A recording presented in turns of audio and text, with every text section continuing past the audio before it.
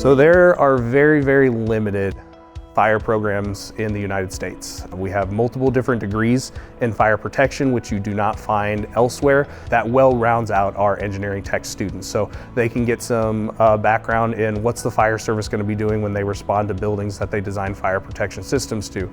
They can understand how to do fire investigations. What sets us apart and what sets EKU apart in our fire program is the broad experience that you can get.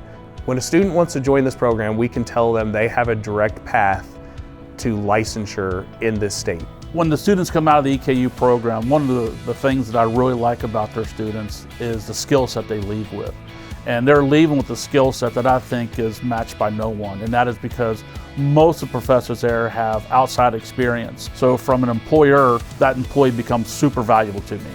The equipment that they have, it's what really sets them aside. You get to go out and put your hands on the equipment so that whenever you go out in the field, you can tell a difference. I've got a lot of friends in the industry and they can tell when an EKU student comes in because they go out in the field and they hit the ground running right off the bat. And it's because of those professors laying that foundation.